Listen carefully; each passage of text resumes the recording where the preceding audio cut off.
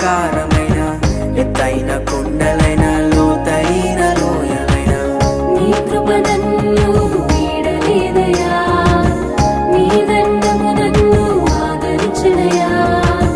నీ కృప నన్ను వీడలేదయా, నీ దండము నన్ను